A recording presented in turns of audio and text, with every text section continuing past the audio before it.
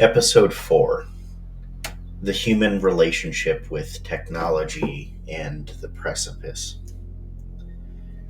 Welcome, listener. Today we will be addressing a rather broad topic, but doing so through the lens of our humanist frame. As a recap, we established in episodes 1 and 2 that human existential liberty is the guiding principle for the sober humanist, the central axiom of our ideological frame. Human existential liberty is here defined as the degree with which a person or peoples possesses the capacity to dictate the conditions and course of their own existence. Technology has been and will always be one of the foremost forces in shaping the trajectory of the species, but its value and function in our civilizations has always been one of grim duality. Technology is perhaps the supporting character in the story of our long history, a force that we cultivated and fostered and have always had a complicated relationship with. This relationship has never been more important and has never been less constrained. Since the decades preceding the Industrial Revolution, it's fair to say that we have been leaping like thrill-seeking children from one technological brink to the next, jumping from industrial warfare to mass pollution to self-annihilation given form by nuclear arsenals to many, many more.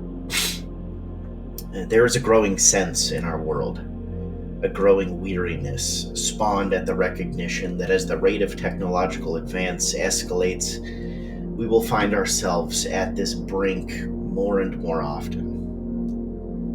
If you were born just 30 years ago, you have lived through the rise of the internet and the radical social changes it has brought.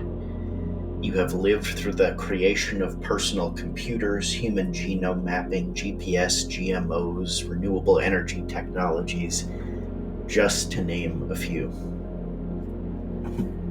One of the stranger realities of the modern human experience is braving multiple and widespread changes to civilization as a result of the breakneck pace of technological advance, and all in a single lifetime. This rapidity of technological advance has translated to a rapidity in societal change. There has never been a time, such as these, when our wisdom has been more thoroughly outmatched by the tools and technologies at our disposal. There has never been a time in human history when a sober stance on technology and its place in our world has been more essential, and indeed more consequential to the human future. How we interact and treat our relationship with technology is likely to be the deciding factor in shaping the character of humanity in the years, or hopefully millennia, to come. So what then is the proper lens through which we should consider our relationship with technology? The sober and humanist stance on technology is one that fundamentally relies on a reframing of what qualifies as human technological advance. There is a certain assumption in the modern world that all technology, when improved or conceived, constitutes a technological advance. I would like to challenge that assumption and do so with a few examples.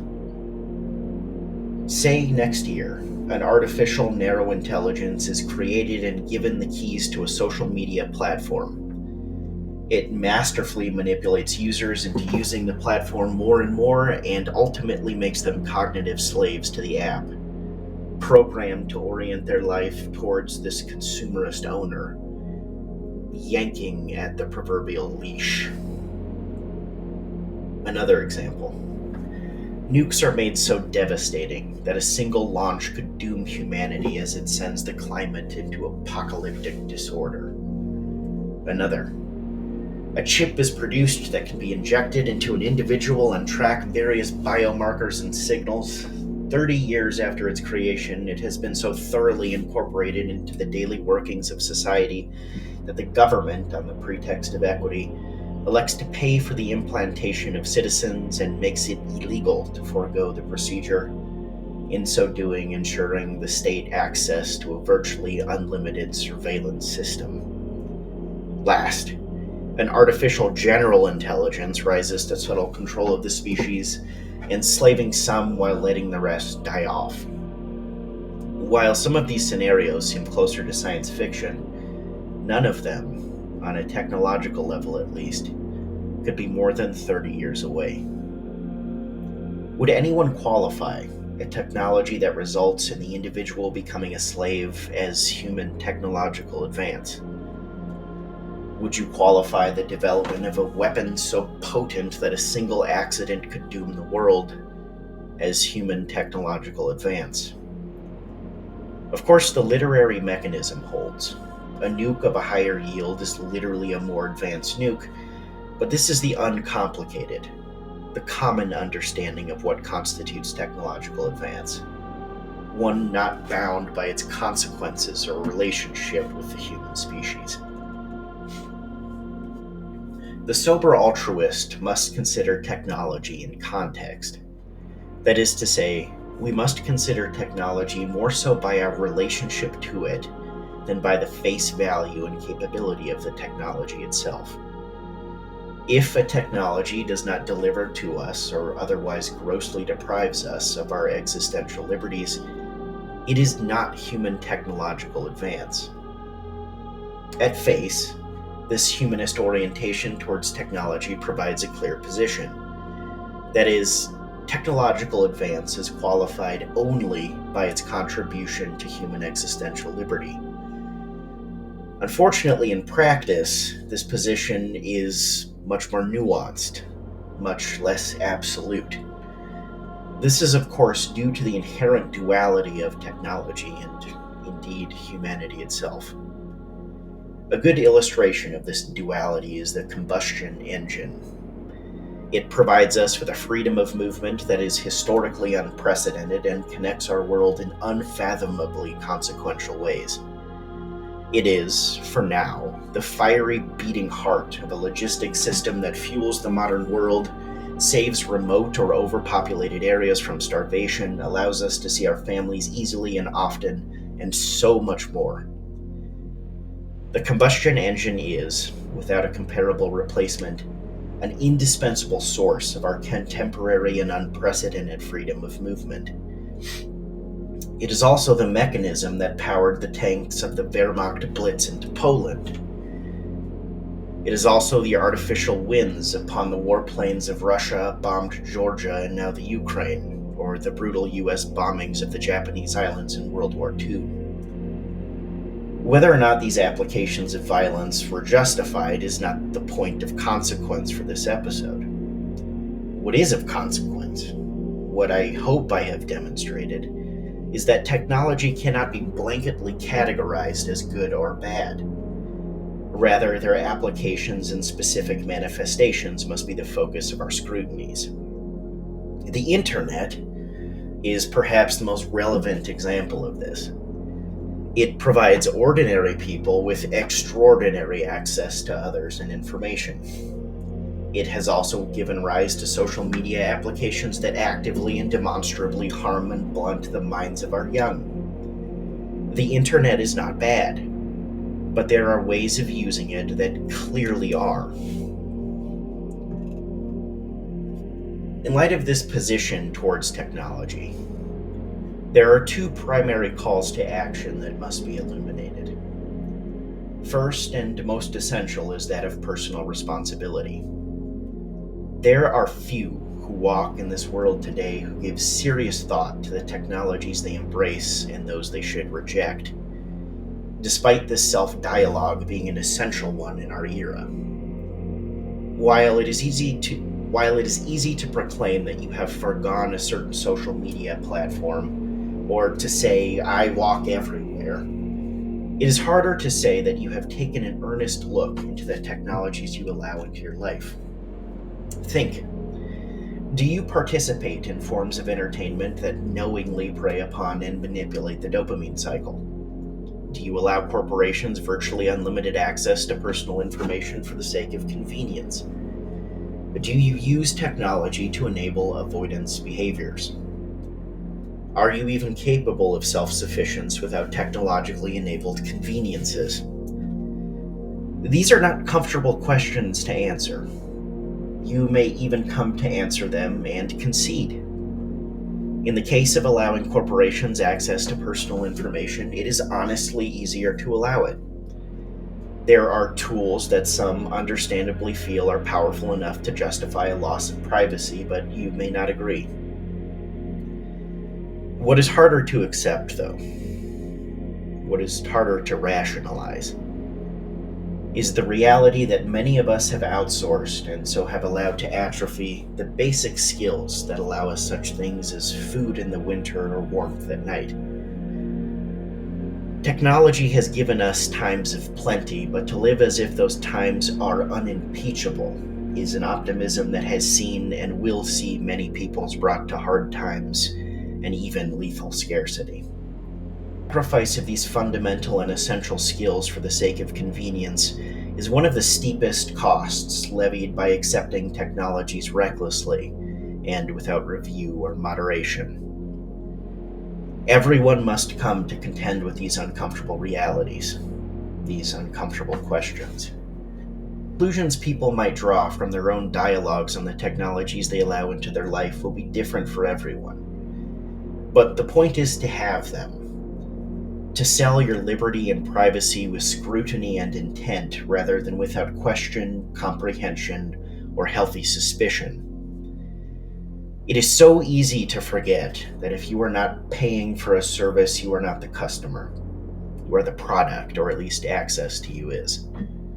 There will always be platforms and services that would like nothing more than for you to sell them your attention or have them perform some inconvenient task but for a small price of personal data. It is first and foremost your responsibility to ensure that you partake in this era of wonder and plenty with awareness and caution. It is your responsibility to ensure that you do not blunt the freeness of your mind or time by opening your arms to predatory technologies. Practicing regular self-reflection, and so self-protection, will only grow more and more essential as we continue to plummet into the technological unknown. In short, partake in the bounty of our technological wonders freely and enjoy them, but do not let them rule you. Our second call to action is perhaps a more difficult one, as it requires a degree of civic engagement. There are technologies that possess the power to change the course of the human future, and we must engage with them earnestly. They will be the pillars of our further elevation from the cruelties of reality, or the shovels we will remember as those that buried us under the weight of our own machinations, greed, and arrogance. How this engagement must look will depend on one's country of residence, but a telling example hails from my home, the United States. The Office of Technological Assessment, or OTA, was an office of the United States Congress that operated from 1974 to 1995. The OTA's purpose was to provide congressional members and committees with objective and authoritative analyses of complex scientific and technological issues. Over the course of its 21-year lifespan, the OTA conducted nearly 750 separate assessments. The OTA allowed for the mechanisms of government to engage with emerging technologies in an understandable way that was measured and thus allowed for value-based discussions to be had in a meaningful way. While the OTA was certainly not the pinnacle of human technological skepticism, it did go a long way in promoting the notion that new technologies must be scrutinized and considered, rather than casually allowed or casually investigated. This body, the OTA, no longer exists, an absence testament to the overvaluing of blind technological advance without care towards its wisdom or folly, its help or its harm. A smaller body, called the Government Accountability Office, or the GOA, has stepped in to fill this void, and since 2004, a whole 19 years, the GOA has conducted a mere 30 assessments of its own. The course of action for the sober American humanist is clear. Engage with the mechanisms of government and advocate for the revival of the OTA or something similar. Lobby for a buffer between our technological capabilities and our culture's failing wisdom. Do what it takes to get the institutions of power to ask with authority, should we, and not just can we. But why should anyone care? Why should anyone heed this second call to action? There will be technologies that emerge in the next 30 years, perhaps even the next 10, that will possess abilities capable of threatening civilizational continuity, if only they are so applied, or perhaps more concerningly, so unknowingly applied. There is no degree of self-abstinence from technology that can free a person from the tragedies of apocalypse or absolute tyranny. There is no shelter in this but for us all, or for us none. In our hands, the hands of the living, the hands of the present, rests the tools to protect ourselves and our future, or the tools that will fail in their defense. The sober altruist must be vigilant, and the vigil must stand. For if we fail in its service, one eager leap or the next will prove our doom. While perhaps grimly intriguing to consider the harms of technology, we cannot forsake or ignore the incalculable good it has and will continue to do for us. As much as it is necessary to guard ourselves against the worst of our own creations, we must foster the best of them. We must sharpen ourselves towards the greater mastery of our world, our future, and ourselves. If we fail in our balance and so come to reject technology, we will fail to outpace our world's inexorable entropic decline into sickness, famine, ignorance, and death. If we do not pursue those things that free us from our corporeal bonds, we may never live to seek vital continuity amongst the stars, or our great-grandchildren live to see a world of plenty and choice. This has been Taryn Vox. Thank you for listening, and I leave you with this. It is ours, the living's obligation, to foster the future and protect it against the great thieves of stagnation and excess. It is ours to take vigil.